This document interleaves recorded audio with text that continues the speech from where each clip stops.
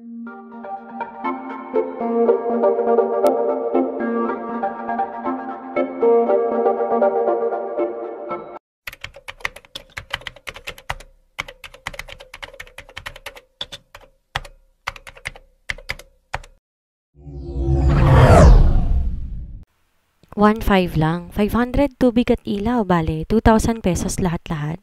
Mula sa pagkakatingin sa kwarto, napalingon si Christina sa landlady na nasa likuran lang niya. Hindi kalakihan ang silid at kung tutuusin, parang mas malaki pa ang banyo sa silid niya sa bahay ni Gibson. Merong 2 double-deck na kama at 2 na ang occupants noon. May nag-iisang bintana, 2 maliit na lamesita sa magkabilang paanan ng mga kama, 2 plastic na drawer cabinet at 4 na plastic chair. Si Lorraine na nag-imporma sa kanya ng bed spacer na iyon nang magtanong siya dito kung saan siya po pwedeng mangupahan. Tamang-tama lang yon dahil isang sakay lang sa jeep at hindi siya maliligaw. Hindi pa rin siya makapaniwala na wala na silang dalawa ni Gibson. Although alam niya na darating din talaga ang panahong yon dahil wala naman tong pagtingin sa kanya at bukas ang isip niyang tanggapin ang tungkol doon, hindi pa rin niya maialis ang katotohanan na malaking bahagi niya ang nakuha na nito. Sinubukan niyang kausapin si Gibson nang makahuma siya sa pagkabigla, subalit nabigo siya, hindi siya nito hinarap. Doon niya tuluyang naramdaman ang bigat ng kalooban. Ang sakit na kauna-unahang pagkakataon ay nagawa niyang maramdaman. Ganun pala ang pakiramdam ng isang nabigo nang dahil sa pag-ibig. Gumagana ang isip at diwa mo pero manhid ang buong pagkatao sa sakit. Ang buong akala niya, kayang kontrolin ng isip, ang puso at pangatwiranan. Pero malayo yon sa katotohanan para sa kanya. Dahil kahit ilang ulit niyang kalmahin ang naninikip niyang dibdib sa kirot, ay hindi magawa ng utak niya. The pain was unmistakably unbearable, na kailangan pa niyang magtago sa banyo para ibuhos ang lahat ng emosyon doon. She opened the shower and stand under it, letting the cold water hit her face and drown the sobs that erupted from her throat. It never crossed her mind that heartbreaks can be that painful, not until that day, and it still hurt until this very moment. Kailan mo balak lumipat? Tanong ng ginang. Kumurap-kurap si Christina para maalis ang panlalabo at tapdi ng kanyang mga mata dahil sa nagbabadyang luha doon. Mamaya din po sana.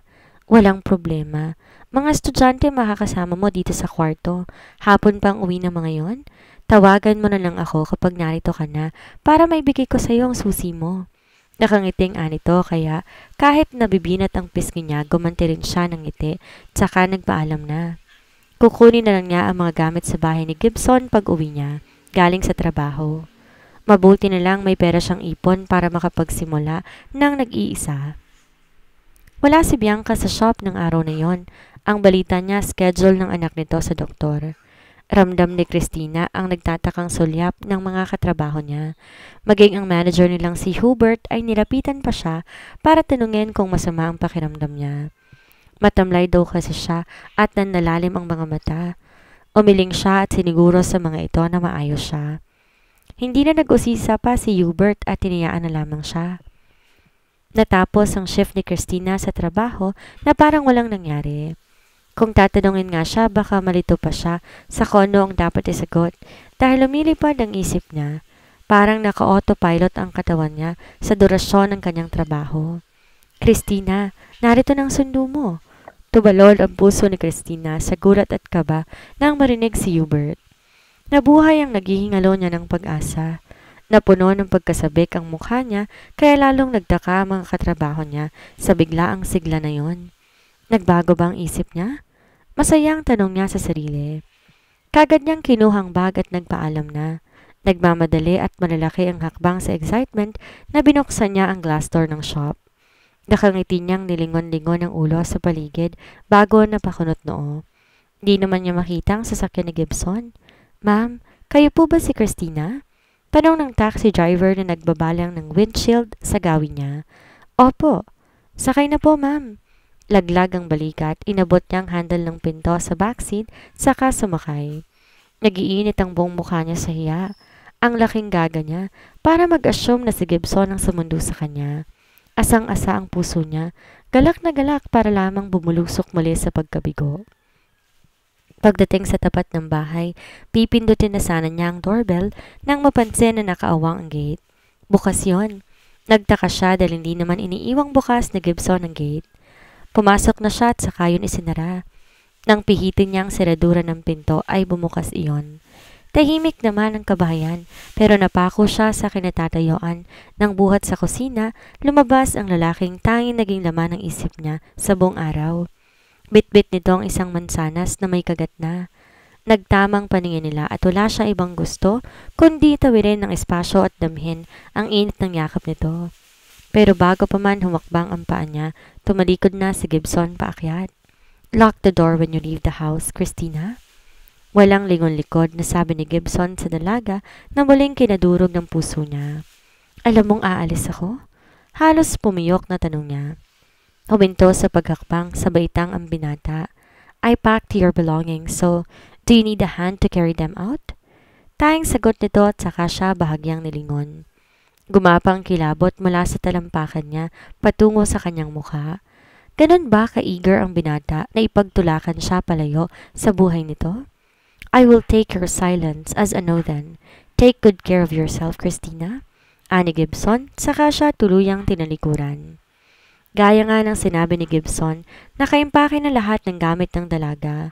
2 medium-sized na maleta at isang kahon na naglalaman ng ilang personal na gamit niya.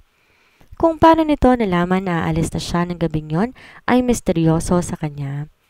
Isa-isang ibinaba ni Christina ang mga gamit patungo sa labas kung saan naghihintay ang taxi na hindi niya pinaalis.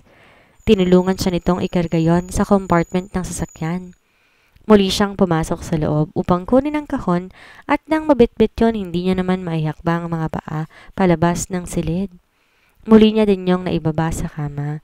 Matapos ay tuluyang tumiklob ang mga tuhod niya pababa at mapasalampak sa malamig na sahig. Pinatong niya ang mga braso sa gilid ng kama, doon umamot ng lakas habang hilam sa luha ang mga mata. Sa hindi mabilang na sandali, muli niyang hinayaan ang sarili, natangayan at muling igupo ng sakit. "Okay na po, sir. Nasa loob na siya ng bahay?" Imporma kay Gibson ng taxi driver na inarkilan niya para kay Christina upang sunduin ang dalaga sa shop at ihatid to sa uupahang matutuluyan. Pinatay niya ang cellphone matapos magpasalamat. Si Joseph ang kaagad nagbalita sa kanya ng tungkol sa pag-alis ni Christina sa bahay niya. Si Hubert, ang manager naman ito, ang nag-report noon kay Joseph. Hindi raw nito sinasadyang narinig ang pag-uusap ng tauhan nito sa shop at ni Christina. Mapakla siyang nangiti dahil mukhang pinababantayan ni Joseph ang dalaga. Nalungkot siya nang malaman ng tungkol doon, pero hindi naman niya masisisi ang dalaga sa desisyon nito. Tinutulak niya ito palayo at ngayong nangyayari na, binabagabag naman siya ng sariling damdamin. Mas mabuti na ring wala na ito sa poder niya. Nilaro-laro niya ang mansanas sa kamay na nakagatan na niya. The discoloration of the bitten apple made him frown. "Gibson, hey, are you with me?" Kinaway-kaway ni Olivia ang kamay sa tapat ng mukha ni Gibson upang gisingin to sa tila paglalakbay ng isip. Napasimangot siya ng kumurap-kurap ito at umayos ng upo bago siya kunutan ng noo. "You're saying?" Dismayadong humalukip-kip ang dalaga, emphasizing her swollen chest that almost popped out of her skinny tube top. Kung hindi lamang kilala ni Gibson si Olivia, iisipin niya inaakit siya nito. "You're spacing out, Gibson. I've been talking here for a while now." "I'm sorry about that. I'm just thinking of something." "You're thinking of that girl, don't you?" Taas-kilay na tanong ni Olivia. She don't like where the conversation is heading. Hindi siya tanga para hindi mahalata na ang ampon nito ang kasalukuyang umuukupa sa isip ng binata. Matagal siyang naghintay sa pagbabalik nito mula sa pagtatago sa Palawan para lang magulat na may karay-karay itong ampon at higit sa lahat pinakilala pa nitong nobya. She can't believe it herself kahit na makita niya ang babae. She's nowhere near his type. Nagawa mo nang dapat sa kanya, hindi ba? You've made the right decision of cutting her out of your life. You deserve so much better, Gib. Am I here to hear your rant about Christina? Tiimbagang naputol niya sa mga sasabihin pa nito. Awang ang labing napatigil si Olivia, hindi makapaniwala na dinedepensa nito ang galit sa harapan niya. She clenched her fist and tried to regain her composure. No, I didn't mean it like that. Usal niya nang makabawi. Then, let's get back into our topic. Formal na muling sabi ni Gibson. Tinawagan lamang siya ni Olivia upang makipagkita sa kanya at mapag-usapan ang kalagayan ni Chelsea. Although siniguro na ni Ralph na wala na siyang dapat pang alalahanin dahil personal na nitong hawak ang health case ng dalaga. Hindi lang niya inaasahan na sa halip na sa klinika nito ay isang fine dining restaurant siya nito inaya. But since he considered Olivia as one of his friends, he set aside the thought of her liking him. Ilang araw na ba ang lumipas? Buhat nang lumipat si Christina sa kwartong inuupahan. 2? 3? Hindi niya matukoy dahil parang kay tagal na. Hinahanap-hanap niya ang presensya ni Gibson. Sa tuwing gigising siya upang ipaghandato ng almusal bago sila pumasok sa kanya-kanya nilang trabaho hanggang sa pag-uwi ay paghahanda niya itong muli ng hapunan. Ang mga simpleng bagay na ginagawa nito, gaya ng pagsasalin ng pagkain sa kanyang pinggan o ang pagtulong nitong magligpit ng hapagkainan. Ngayon, tanging kape na lang gumigising sa diwa niya sa umaga. Walang Gibson na sumasalubong ng ngiti sa kanya o ang pang-aasar nito. Sa gabi, bumibili na lamang siya ng lutong pagkain sa katapat nilang karinderya. Gigising, papasok sa trabaho, uuwi at matutulog. Parang recorded na ang mga lumipas na araw kay Christina. Ate Christina, pupunta kaming BGC. Gusto mo bang sumama? Napalingon mula sa pagbabasa ng mga lumang messages si Christina kay Frida. Nakatayo to sa tapat ng bed niya habang ang kaibigan naman itong si Carly nag-aayos ng buhok. Oo nga ate, para makalibot ka naman at nang di ka nagmumukmuk lang dito. Mas mainam kung naaabalang isip mo. Mapang-unawang ngumiti si Carly sa dalaga na matamang minamasdan na magkaibigan. College student si Frida at Carly, nasa 3rd year na. Parehong mula sa simpleng pamilya na ipinipilit iraos ang pag-aaral.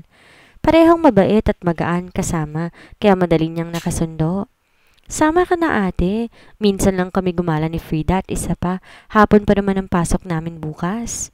Muling minasdan ni Christina ang huling mensahe sa cellphone. You should forget me and focus on what's in front of you, Christina. Yon ang huling mensahe ni Gibson sa kanya. Malungkot siyang napangiti bago muling hinarap ang magkaibigan. Sige.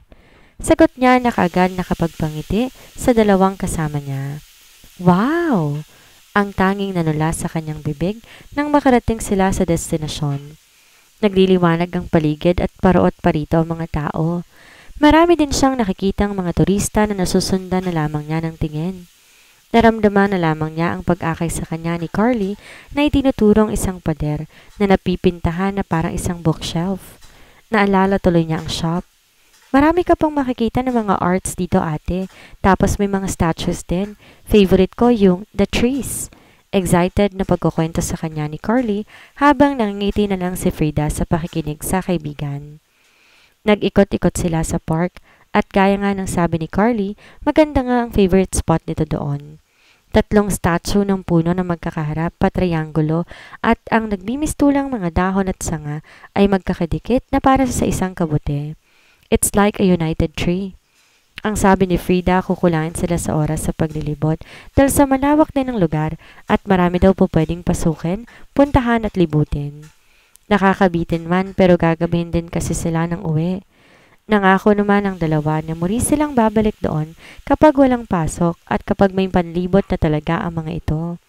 Naiintindihan niya yon dahil sa kagaya niyang ipit na ipit din noon, kailangan talagang i-priority ko anong dapat. Kaya habang naglalakad ang dalawa patungo sa mga tent o stalls na nagtitinda ng mga pagkain, nangako si Christina na sa susunod na pagbalik nila, siya naman ang taya. Ate, tawag pansin sa kanya ni Frida na kumaway pa. Naiwan kasi siya dahil sa pag-iisip. Mabilis siyang naglakad upang makahabol sa mga ito. Hinintay siya ni Frida habang si Carly naman namimili na ng bibilhin. Bit-bit ang pinamiling pagkain, naglalakad na sila patungong crossroad. Palingon-lingon pa rin si Christina, hindi makahuma sa nasisilayan ng kanyang mga mata. Sa susunod ate, sa Venice Piazza naman namin ililibot ikaw. Diba Frida? Oo, maganda nga doon. Tango naman ito. Venice Pizza? Kunot noong ulit ni Christina at sa gulat niya ay parehong humagalpak ng tawang dalawang magkaibigan. Piazza ate, Venice Piazza. Humihingal sa pagtawang ulit ni Carly. Gutom na yata si ate Christina, Carly. Maganda doon ate, para kang nasa ibang bansa. Para ka nang nakarating sa Italy. Talaga? Manghang tanong ng dalaga. Sunod-sunod na tango naman ang sinagot ng dalawa. Malapit lang yun dito. Pero syempre mas enjoy kung sasakay din tayo sa bangka at maiikot ang Grand Canal.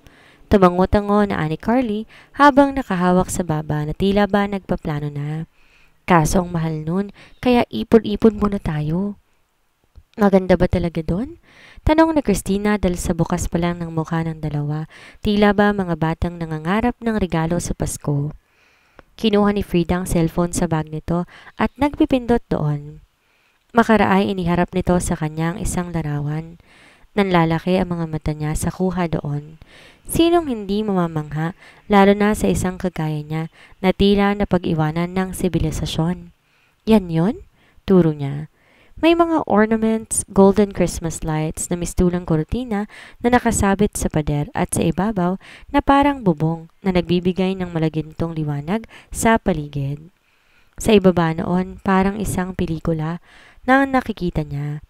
Mistulang isang malaking irigasyon o kanal na may bangka. Hindi na siya nagtataka kung bakit excited ang magkaibigan na makalibot doon dahil maging siya. Gusto rin niyang puntahan yon. Ganda no? Sabi ni Carly habang kumakain ng malaking kwek-kwek. Sige, sa susunod. Christina? Nabitin sa ere ang pagkagat ni Carly sa itlog. Maging si Frida na patitig sa tumawag sa pangalan ng dalaga. Ralph? Maang naanas ni Christina. Sa dinami-dami ng tao sa Metro Manila, si Ralph pa ang nakasalubong nila. Hindi ko inaasahang makikita kita dito, Christina. Umimpisa ni Ralph matapos silang pumasok sa isang cafe at makaupo. Hindi ko rin inaasahan na makakasalubong kita dito, Ralph.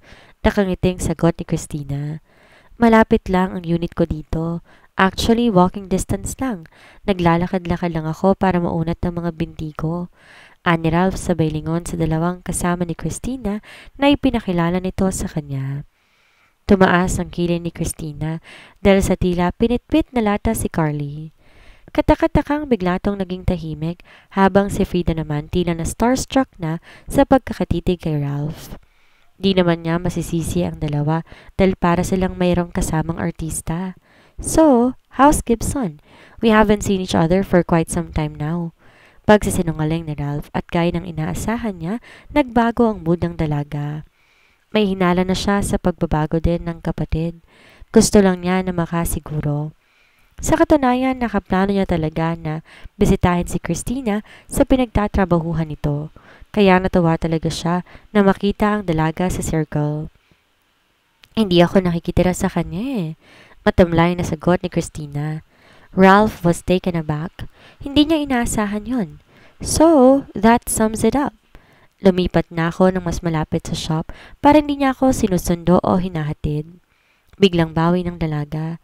She even plastered a wide smile to be more convincing, but Ralph is observant and he can see, as clear as the day, that she is lying. I see. Anyway, free ka ba sa Sunday? Wala naman akong plano sa araw na yon. Bakit? Takang tanong ng dalaga. I was wondering if you can be my companion. May dinner kasi akong pupuntahan. Nakangiting tanong o paanyaya ni Ralph kay Christina. Sumama ka na ate. Mabuburo ka lang sa kwarto natin eh. At saka uuwi naman kami ni Carly sa Sabado ng hapon. Diba, Carly? Siko nito sa kaibigan na nagulat pa nang sikohin ni Frida. Ha? Oo eh, may exam kami sa Sunday? Anong exam sa Sunday?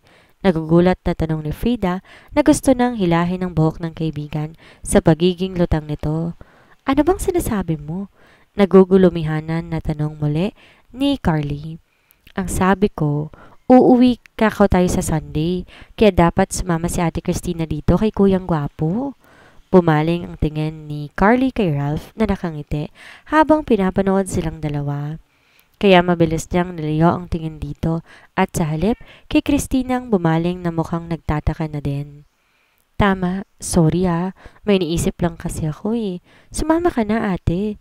Pilit ang iting Aniya bago muling tinuon ng pansin sa iniinom na green tea latte. I guess your friends wanted you to come with me that bad. Baling ni Ralph kay Christina. So, ani Ralph na naghihintay ng sagot niya.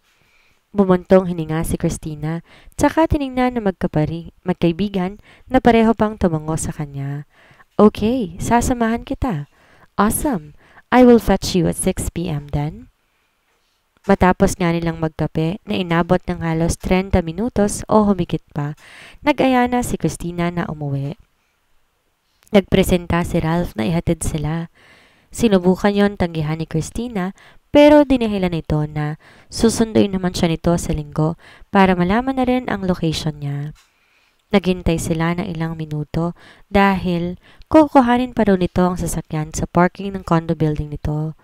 Napakapit pa siya sa braso niya si Frida nang huminto sa tapat nilang isang metallic red na Mazda 3 sedan. Ilang beses na siyang nakakita at nakasakay sa mamahaling sasakyan dahil kay Gibson pero nagugulat pa rin siya sa luho sa sasakyan na magkapatid. Lumabas si Ralph sa driver's side para lang ipagbukas sila ng pintuan. Sa backseat na upo sila Frida at Carly habang sa harapan naman siya pumwesto. Kuya, nakakaya namang tapakan ng sasakyan mo? Ani Frida na ginagala ang mata sa loob ng sasakyan. Natatawang nilingon ito ni Ralph bago binuhay ang sasakyan. Kahit mahiga ka pa Frida, okay lang. Aniya at saka yon pinaandar na. Ang mahal-mahal siguro nito, no? About 1.5 million pesos. Ha? Gulantang na bulalas niya. It's not that much compared to my brother's car's value. It just happened to like sedan a lot. So when I heard that Mazda will release a new sedan, I immediately asked one of my friends to help me get one once it's on the market. It brought memories. Nakangiting dagdag pa ni Ralph. For a moment, parang napansin ni Christina na tiningnan ni Ralph si Carly mula sa rear mirror and he even looked sad. O baka namamalik mata lamang siya dahil nang lingunin siya nito ay all-out smile naman. Pagdating nila sa inuupahan, inihatid pa sila ni Ralph sa gate. I enjoyed this unexpected meeting, Christina. Anas nito bago pa makapasok ang tatlo sa loob. Bumaling siya sa binata, binigyan ito ng yakap. Natutuwa din ako na makita ka, Ralph. Yeah, I'll see you on Sunday. Yeah, I'll see you on Sunday. Sabay tapik niya ng marahan sa ulo ng dalaga. Sige, ingat ka pa uwi, Ralph. Sure, I will. Nang akmang papasok na sila sa loob, muling napalingon dito ang tatlo nang muling magsalita si Ralph. It's also good to see you again, Carolina. Pagkamangha at labis na gulat, kulang na lang lumuwa ang mga mata ni Frida at dumugo ang tenga ni Christina. Sana rinig. I am leaving now. Have a good night, ladies. Paalam ni Ralph at saka dire-diretso na sa sasakyan nito. Nang lingunin naman ni Christina at Frida, si Carly ay namumula na ang buong mukha nito. Ang akala nila kinikilig ito pero laking gulat nila nang isa-isang malaglag ang luha sa mga mata ni Carly. Carly, magkakilala kayo ni Ralph? Sabay pang tanong ng dalawa. Subalit, hindi sumagot si Carly. Sa halip, tumalikod na ito at iniwan silang dalawa sa labas na puno ng pagtataka at pag-aalala. Alak na naman. Nakangawing si Tanisol kay Gibson. Good morning to Nana Sol.